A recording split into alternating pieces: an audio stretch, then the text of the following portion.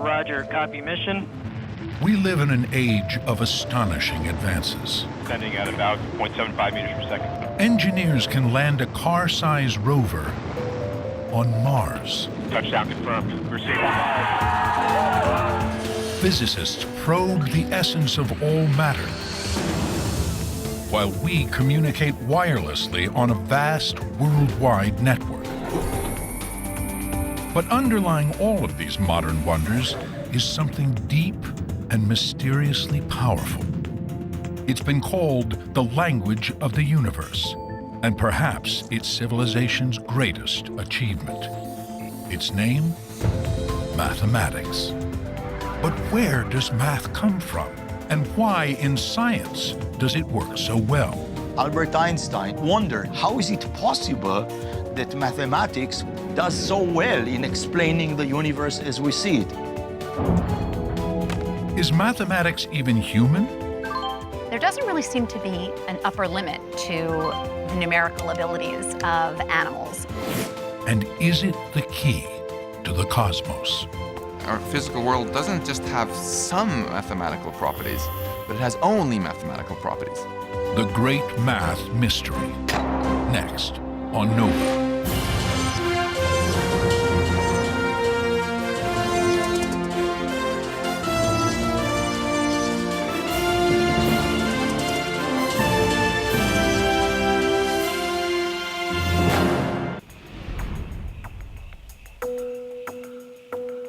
Human beings have always looked at nature and searched for patterns.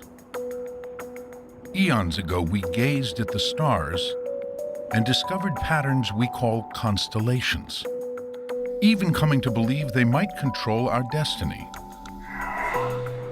We watch the days turn to night and back to day, and seasons as they come and go, and called that pattern time. We see symmetrical patterns in the human body and the tiger's stripes, and build those patterns into what we create, from art to our cities.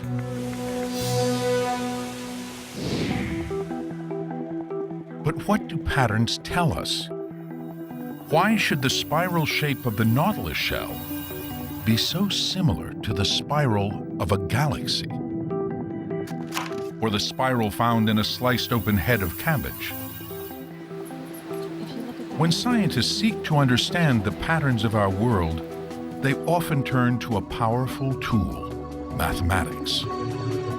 They quantify their observations and use mathematical techniques to examine them, hoping to discover the underlying causes of nature's rhythms and regularities. And it's worked, revealing the secrets behind the elliptical orbits of the planets to the electromagnetic waves that connect our cell phones. Mathematics has even guided the way, leading us right down to the subatomic building blocks of matter. Which raises the question, why does it work at all? Is there an inherent mathematical nature to reality? Or is mathematics all in our heads?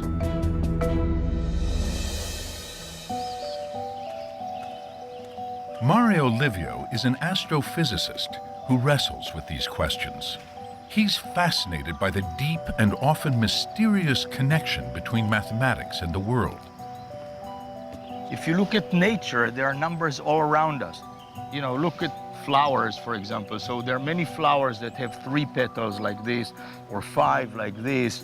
Some of them may have 34 or 55. These numbers occur very often. These may sound like random numbers, but they're all part of what is known as the Fibonacci sequence, a series of numbers developed by a 13th century mathematician. You start with the numbers 1 and 1, and from that point on, you keep adding up the last 2 numbers. So 1 plus 1 is 2. Now 1 plus 2 is 3. 2 plus 3 is 5. 3 plus 5 is 8. And you keep going like this, 5 plus 8. Today, hundreds of years later, this seemingly arbitrary progression of numbers fascinates many, who see in it clues to everything from human beauty to the stock market. While most of those claims remain unproven, it is curious how evolution seems to favor these numbers. And as it turns out, I mean, this sequence appears quite frequently in nature. Fibonacci numbers show up in petal counts, especially of daisies. But that's just a start. Statistically, the Fibonacci numbers do appear a lot in botany. For instance, if you look at the bottom of a pine cone, you will see often spirals in their scales. You end up counting those spirals. You will usually find a Fibonacci number. And then you will count the spirals going in the other direction, and you will find an adjacent Fibonacci number. The same is true of the seeds on a sunflower head. 2 sets of spirals, and if you count the spirals in each direction, both are Fibonacci numbers. While there are some theories explaining the Fibonacci-botany connection, it still raises some intriguing questions. So, do plants know math? The short answer to that is no. They don't need to know math. In a very simple geometric way, they set up a little machine that creates the Fibonacci sequence in many cases. The mysterious connections between the physical world and mathematics run deep. We all know the number pi from geometry, the ratio between the circumference of a circle and its diameter, and that its decimal digits go on forever without a repeating pattern. As of 2013, it had been calculated out to 12.1 trillion digits. But somehow pi is a whole lot more. Pi appears in a whole host of other phenomena which have, at least on the face of it, nothing to do with circles or anything. In particular, it appears in probability theory quite a bit. Suppose I take this needle, so that the length of the needle is equal to the distance between 2 lines on this piece of paper. And suppose I drop this needle now on the paper. Sometimes when you drop the needle, it will cut a line, and sometimes it drops between the lines. It turns out the probability that the needle lands so it cuts a line is exactly 2 over pi, or about 64%. Now, what that means is that in principle, I could drop this needle millions of times. I could count the times when it crosses a line and when it doesn't cross a line, and I could actually even calculate pi, even though there are no circles here, no diameters of a circle, nothing like that. It's really amazing.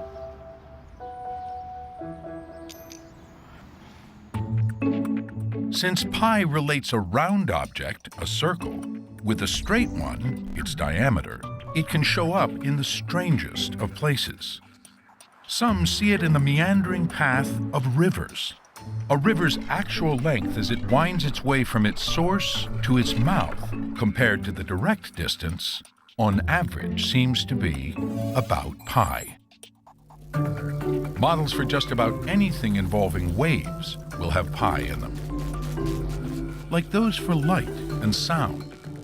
Pi tells us which colors should appear in a rainbow and how middle C should sound on a piano. Pi shows up in apples, in the way cells grow into spherical shapes, or in the brightness of a supernova.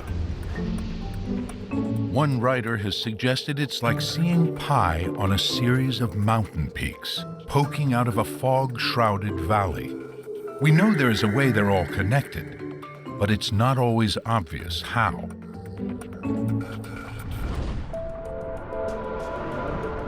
Pi is but one example of a vast interconnected web of mathematics that seems to reveal an often hidden and deep order to our world. Physicist Max Tegmark from MIT thinks he knows why. He sees similarities between our world and that of a computer game. If I were a character in a computer game that were so advanced that I were actually conscious and I started exploring my video game world, it would actually feel to me like it was made of real solid objects, made of physical stuff.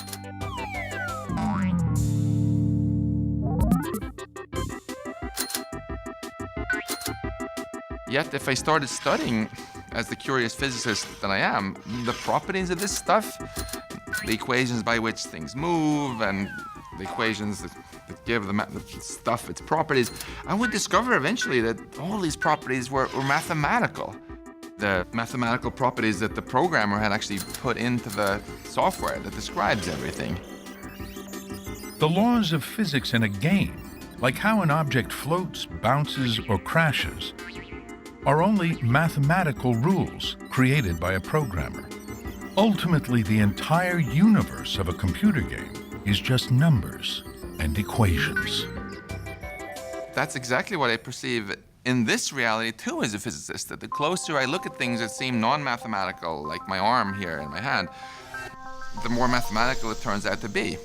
Could it be that our world also then is really just as mathematical as the computer game reality? To Max, the software world of a game isn't that different from the physical world we live in. He thinks that mathematics works so well to describe reality because ultimately, mathematics is all that it is. There's nothing else. Many of my physics colleagues will say that mathematics describes our physical reality, at least in some approximate sense. I go further and argue that it actually is our physical reality, because I'm arguing that our physical world doesn't just have some mathematical properties, but it has only mathematical properties. Our physical reality is a bit like a digital photograph, according to Max. The photo looks like the pond, but as we move in closer and closer, we can see it is really a field of pixels, each represented by 3 numbers that specify the amount of red, green, and blue. While the universe is vast in its size and complexity, requiring an unbelievably large collection of numbers to describe it, Max sees its underlying mathematical structure as surprisingly simple. It's just 32 numbers, constants, like the masses of elementary particles, along with a handful of mathematical equations, the fundamental laws of physics. And it all fits on a wall, though there are still some questions. But even though we don't know what exactly is going to go here, I'm really confident that what will go here will be mathematical equations, that everything is ultimately mathematical. Max Tegmark's matrix-like view that mathematics doesn't just describe reality, but is its essence, may sound radical, but it has deep roots in history. Going back to ancient Greece, to the time of the philosopher and mystic Pythagoras. Stories say he explored the affinity between mathematics and music, a relationship that resonates to this day in the work of Esperanza Spalding, an acclaimed jazz musician who studied music theory and sees its parallel in mathematics. I love the experience of math. The part that I enjoy about math, I get to experience through music too. At the beginning, you're studying all the little equations, but you get to have this very visceral relationship with the product of those equations, which is sound and music and harmony and dissonance and all that good stuff. So I'm much better at music than at math, but I love math with a passion. They're both just as much work. You have to study it off. Your head off, study your head off. The ancient Greeks found 3 relationships between notes especially pleasing. Now we call them an octave, a fifth, and a fourth. An octave is easy to remember because it's the first two notes of Somewhere Over the Rainbow. La, la, that's an octave. Somewhere. A fifth sounds like this. La, la, or the first two notes of Twinkle, Twinkle, Little Star. And a fourth sounds like la, la. You can think of it as the first two notes of Here Comes the Bride. In the 6th century BCE, the Greek philosopher Pythagoras is said to have discovered that those beautiful musical relationships were also beautiful mathematical relationships by measuring the lengths of the vibrating strings.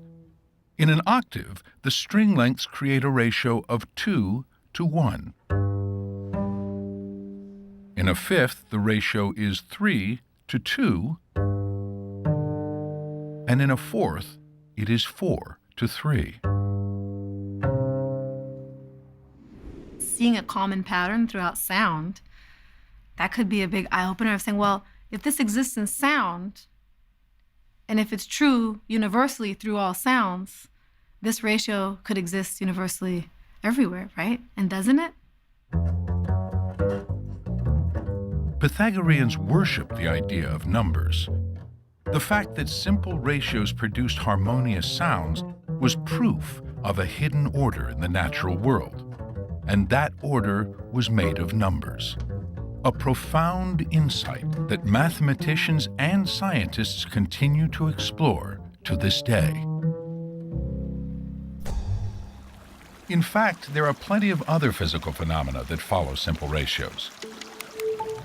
From the 2-to-1 ratio of hydrogen atoms to oxygen atoms in water, to the number of times the moon orbits the Earth compared to its own rotation, 1 to 1. Or that Mercury rotates exactly 3 times when it orbits the Sun twice, a 3 to 2 ratio. In ancient Greece, Pythagoras and his followers had a profound effect on another Greek philosopher, Plato, whose ideas also resonate to this day, especially among mathematicians. Plato believed that geometry and mathematics exist in their own ideal world. So when we draw a circle on a piece of paper, this is not the real circle. The real circle is in that world, and this is just an approximation of that real circle, and the same with all other shapes. And Plato liked very much these 5 solids, the Platonic solids we call them today, and he assigned each one of them to one of the elements that formed the world as he saw it. The stable cube was Earth. The tetrahedron with its pointy corners was fire.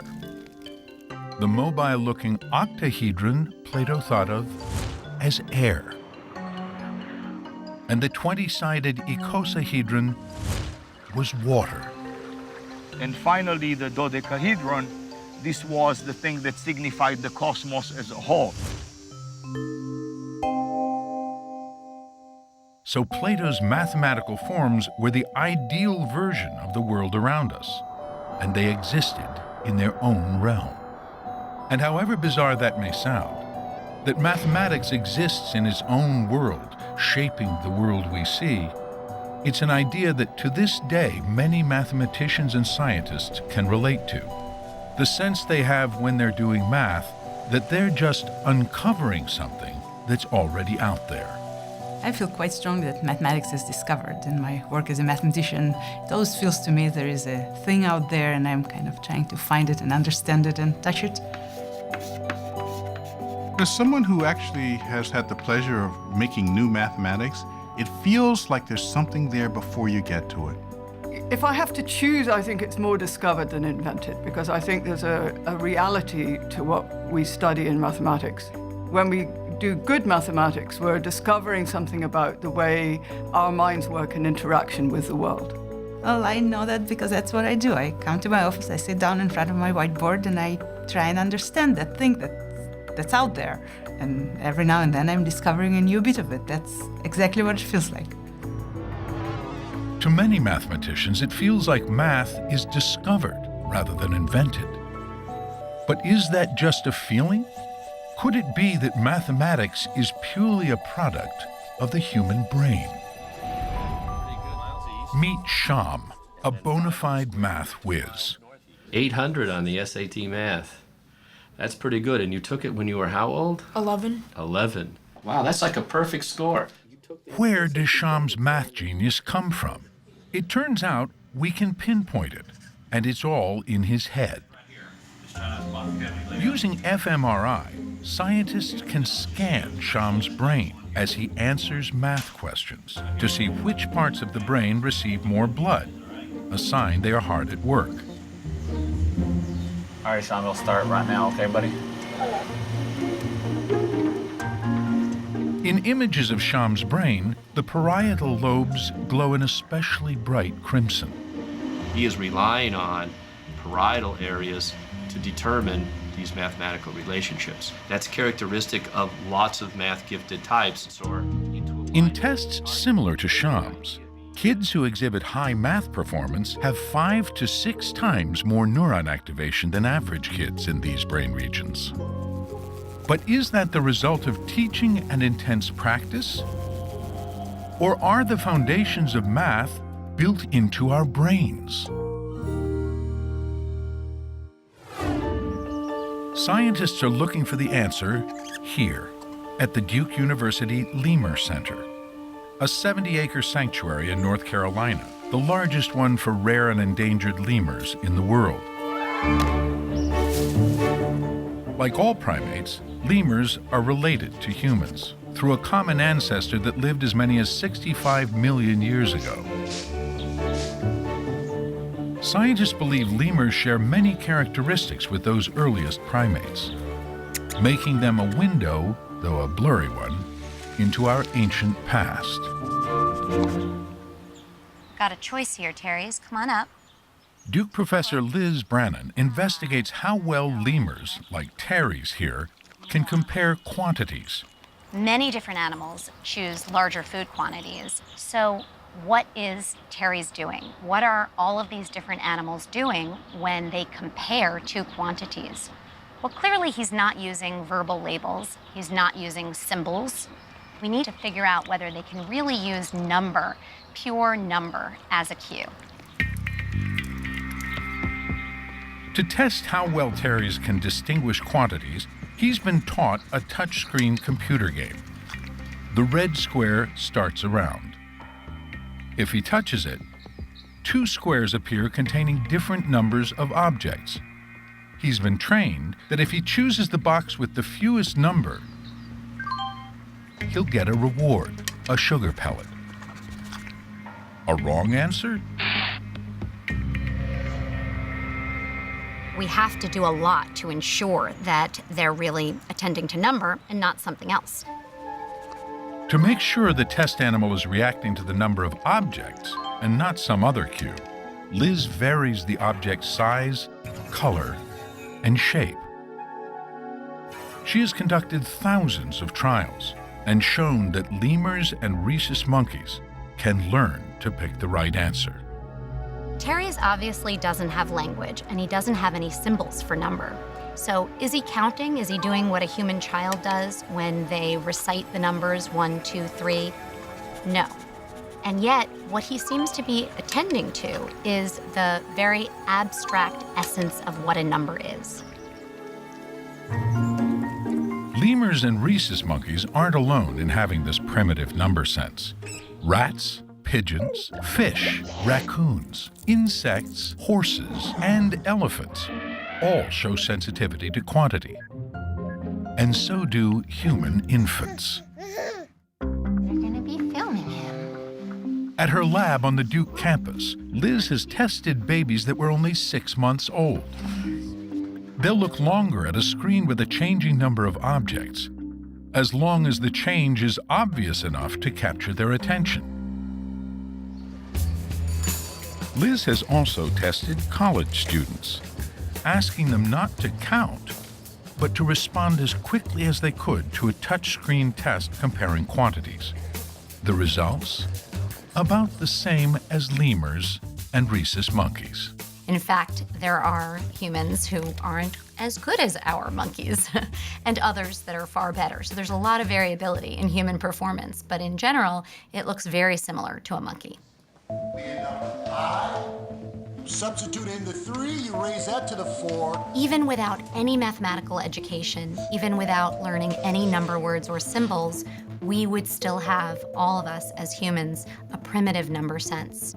That fundamental ability to perceive number seems to be a very important foundation, and without it, it's very questionable as to whether we could ever appreciate symbolic mathematics.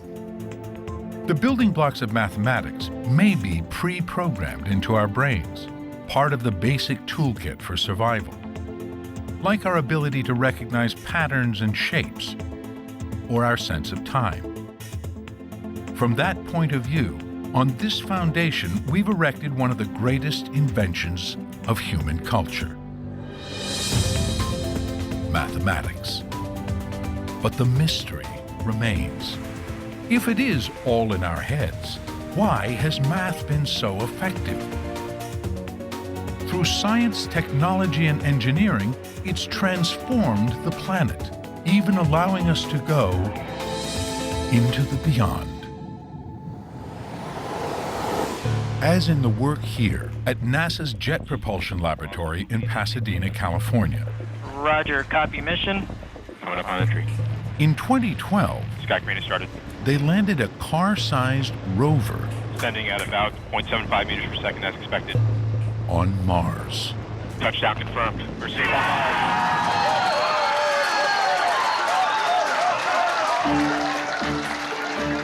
Adam Stelzner was the lead engineer on the team that designed the landing system. Their work depended on a groundbreaking discovery from the Renaissance that turned mathematics into the language of science: the law of falling bodies. The ancient Greek philosopher Aristotle taught that heavier objects fall faster than lighter ones, an idea that, on the surface, makes sense. Even this surface, the Mars Yard, where they test the rovers at JPL. So Aristotle reasoned that the rate at which things would fall was proportional to their weight, which seems reasonable. In fact, so reasonable, the view held for nearly 2,000 years, until challenged in the late 1500s by Italian mathematician Galileo Galilei. Legend has it that Galileo dropped 2 different weight cannonballs from the Leaning Tower of Pisa. Well, we're not in Pisa, we don't have cannonballs, but we do have a bowling ball and a bouncy ball. Let's weigh them. First, we weigh the bowling ball. It weighs 15 pounds. And the bouncy ball, it weighs hardly anything. Let's drop them. According to Aristotle, the bowling ball should fall over 15 times faster than the bouncy ball. Well, they seem to fall at the same rate. This isn't that high, though. Maybe we should drop them from higher.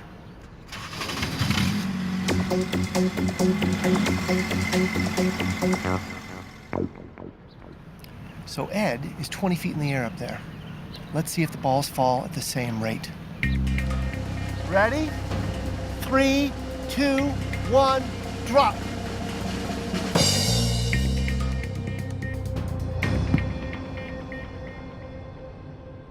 Galileo was right. Aristotle, you lose.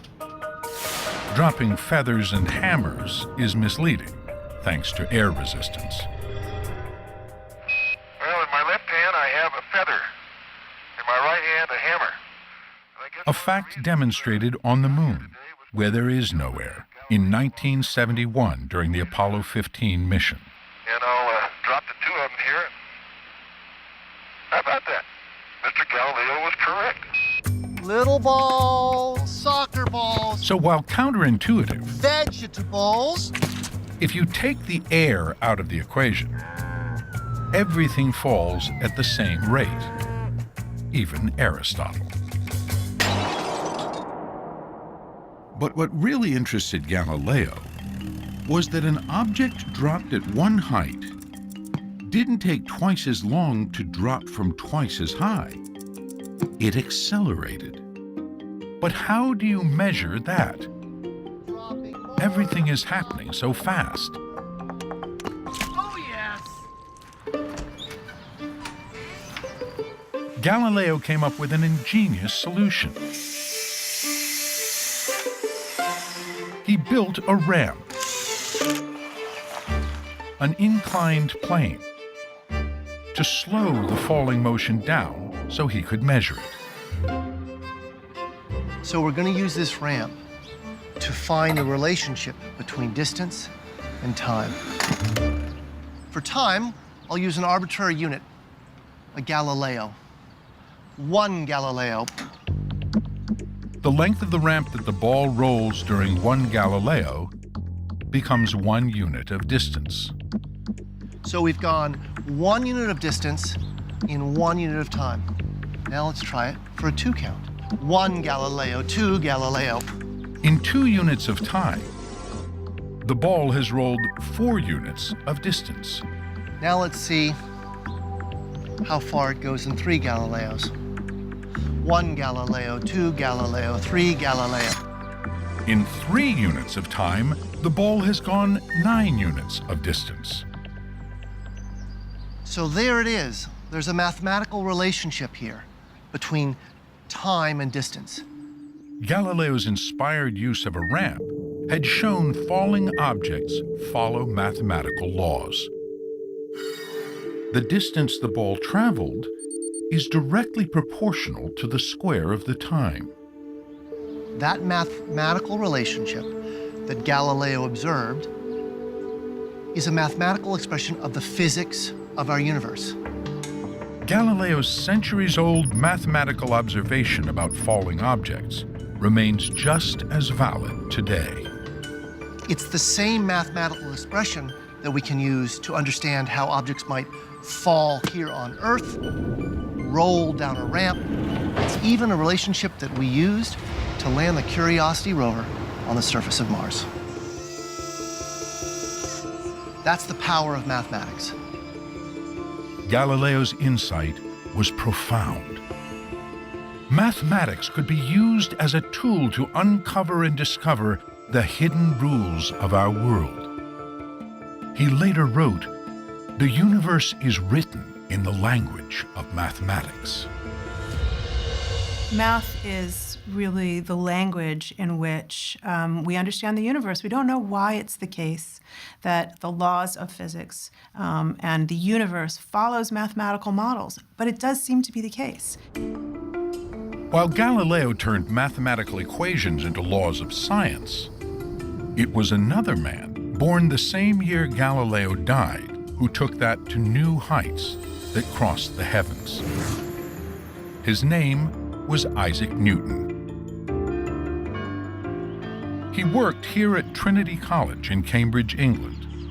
Newton cultivated the reputation of being a solitary genius, and here in the bowling green of Trinity College it was said that he would walk meditatively up and down the paths, absent-mindedly drawing mathematical diagrams in the gravel, and the fellows were instructed, or so it was said, not to disturb him, not to clear up the gravel after he'd passed, in case they inadvertently wiped out some major scientific or mathematical discovery.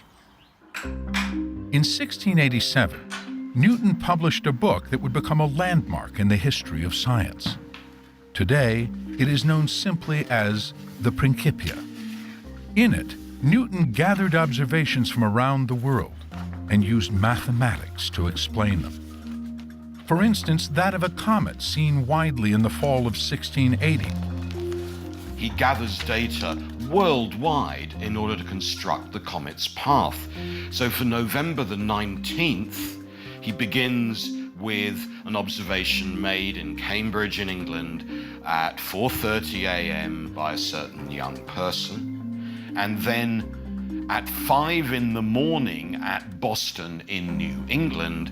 So what Newton does is to accumulate numbers made by observers spread right across the globe in order to construct an unprecedentedly accurate calculation of how this great comet moved through the sky. Newton's groundbreaking insight was that the force that sent the comet hurtling around the sun was the same force that brought cannonballs back to Earth. It was the force behind Galileo's law of falling bodies. And it even held the planets in their orbits. He called the force gravity and described it precisely in a surprisingly simple equation that explains how two masses attract each other, whether here on Earth or in the heavens above.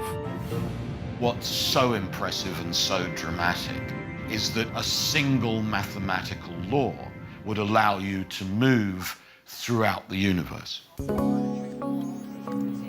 Today, we can even witness it at work beyond the Milky Way. This is a picture of two galaxies that are actually being drawn together in a merger. This is how galaxies build themselves. Yeah. Right. Mario Livio is on the team working with the images from the Hubble Space Telescope. For decades, scientists have used Hubble to gaze far beyond our solar system, even beyond the stars of our galaxy. It's shown us the distant gas clouds of nebulae and vast numbers of galaxies wheeling in the heavens, billions of light years away.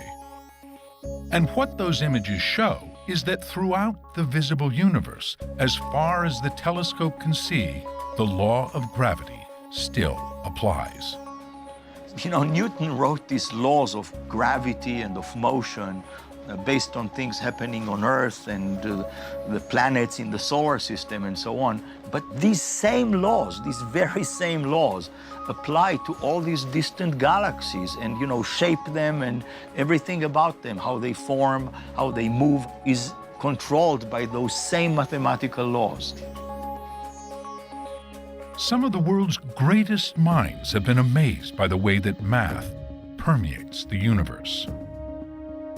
Albert Einstein, he wondered, he said, how is it possible that mathematics, which is, he thought, a product of human thought, does so well in explaining the universe as we see it?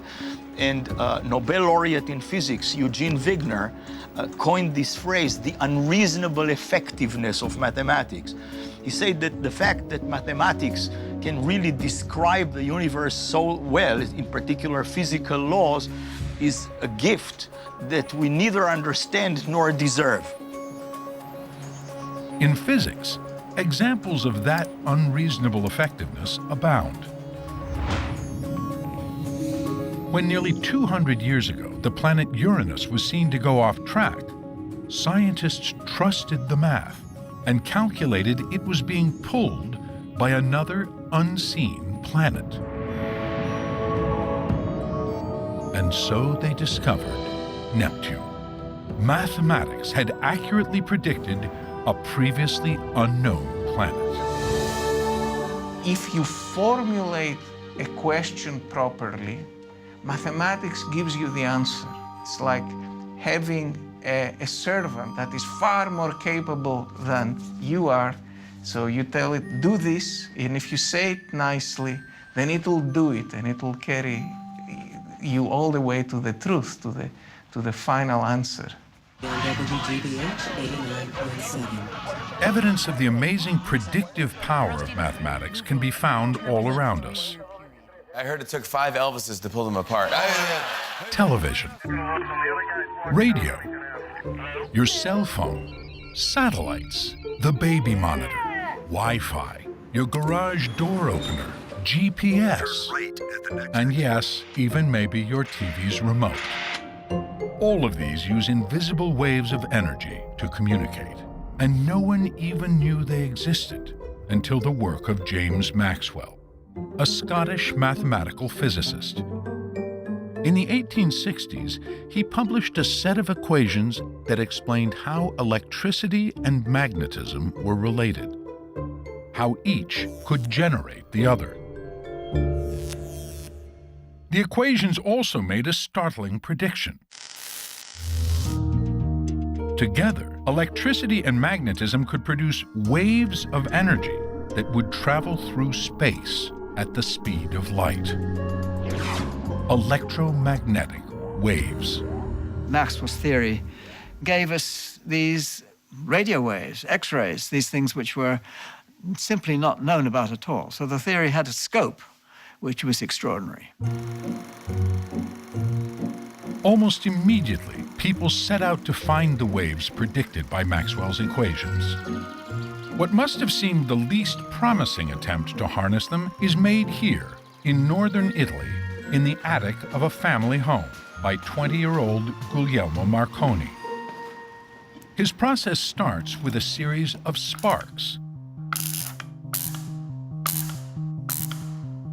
The burst of electricity creates a momentary magnetic field, which in turn generates a momentary electric field, which creates another magnetic field. The energy cycles between the two, propagating an electromagnetic wave. Marconi gets his system to work inside, but then he scales up. Over a few weeks, he builds a big antenna beside the house to amplify the waves coming from his spark generator. Then, he asks his brother and an assistant to carry a receiver across the estate to the far side of a nearby hill. They also have a shotgun, which they will fire if they manage to pick up the signal.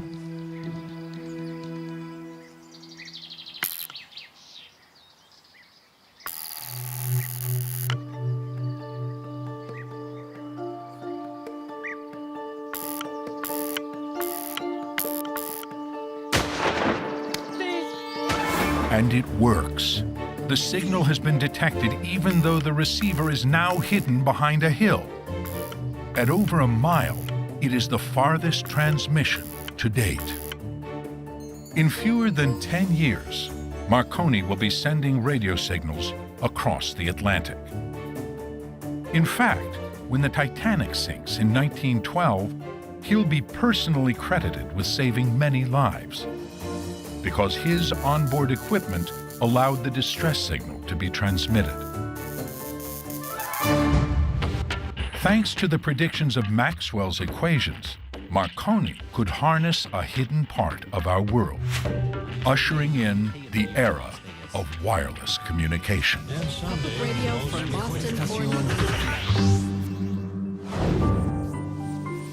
Since Maxwell and Marconi, evidence of the predictive power of mathematics has only grown, especially in the world of physics. 100 years ago, we barely knew atoms existed. It took experiments to reveal their components, the electron, the proton, and the neutron. But when physicists wanted to go deeper, mathematics began to lead the way, ultimately revealing a zoo of elementary particles. Discoveries that continue to this day here at CERN, the European Organization for Nuclear Research in Geneva, Switzerland. These days, they're most famous for their Large Hadron Collider, a circular particle accelerator about 17 miles around, built deep underground. This $10 billion project, decades in the making, had a well-publicized goal: the search for one of the most fundamental building blocks of the universe. A subatomic particle mathematically predicted to exist nearly 50 years earlier by Robert Brout and François Englert, working in Belgium, and Peter Higgs in Scotland. Peter Higgs sat down with the most advanced physics equations we had and calculated and made this audacious prediction. And if We built the most sophisticated machines humans have ever built and used it to smash particles together near the speed of light in a certain way that we would there discover a new particle, if this math was really accurate. The discovery of the Higgs particle would be proof of the Higgs field, a cosmic molasses that gives the stuff of our world mass, what we usually experience as weight. Without mass, everything would travel at the speed of light and would never combine to form atoms. That makes the Higgs field such a fundamental part of physics that the Higgs particle gained the nickname the God particle. In 2012, experiments at CERN confirmed the existence of the Higgs particle, making the work of Peter Higgs and his colleagues decades earlier one of the greatest predictions ever made. Well, we built it, and it worked, and he got a free trip to Stockholm.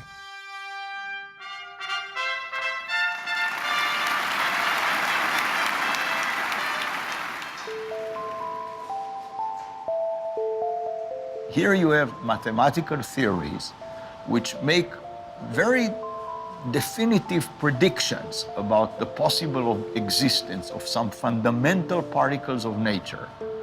And believe it or not, they make these huge experiments and they actually discover the particles that have been predicted mathematically. I mean, this is just amazing to me. Why does this work? How can mathematics be so powerful? Is mathematics, a truth of nature, or does it have something to do with the way we as humans perceive nature? To me, this is just a fascinating puzzle. I don't know the answer. In physics, mathematics has had a long string of successes.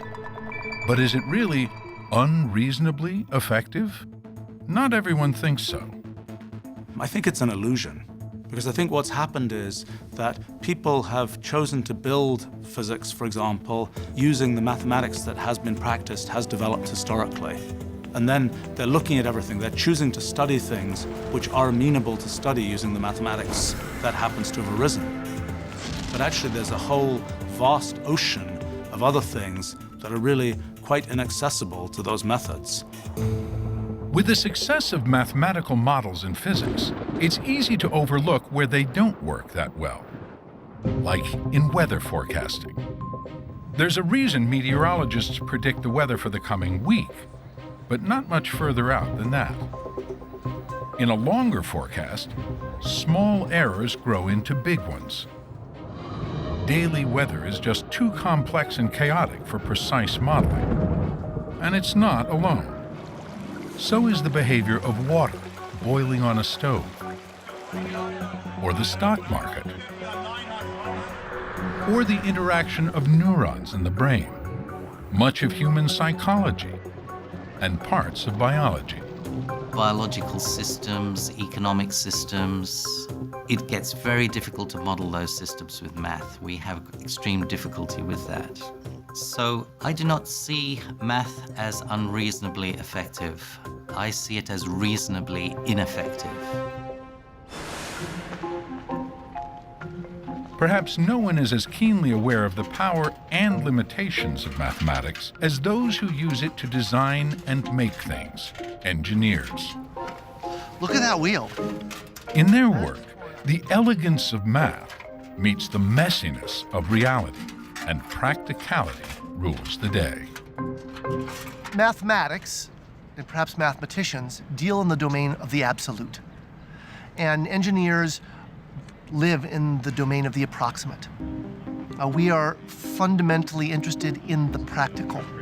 And so frequently we make approximations, we cut corners, we omit terms and equations to get things that are simple enough to suit our purposes and to meet our needs.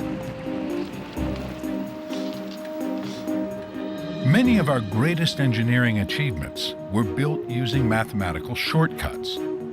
Simplified equations that approximate an answer, trading some precision for practicality.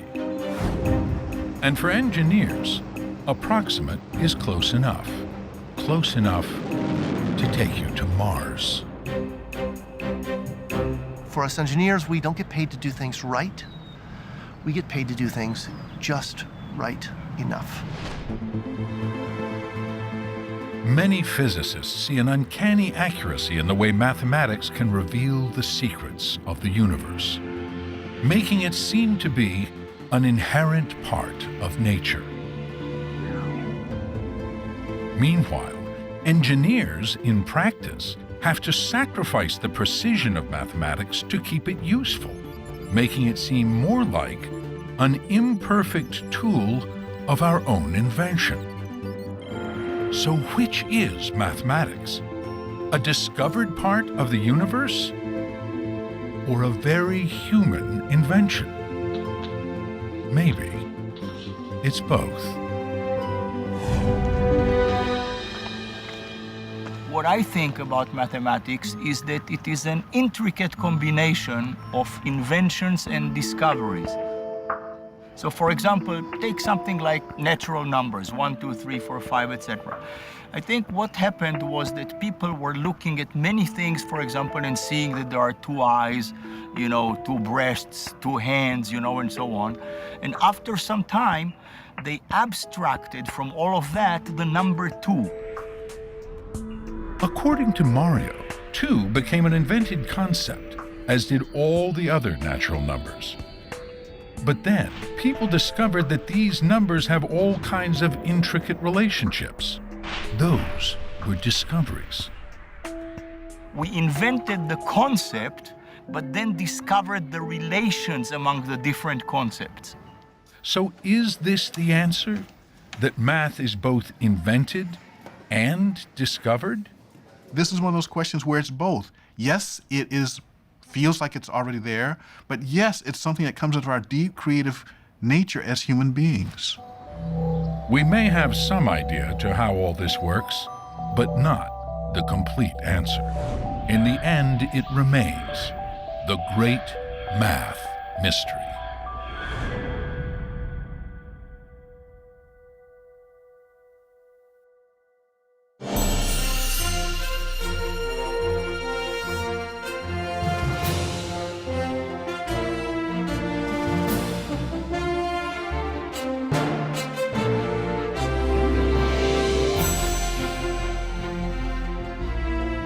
This NOVA program is available on DVD. To order, visit shoppbs.org or call 1-800-PLAY-PBS. NOVA is also available for download on iTunes.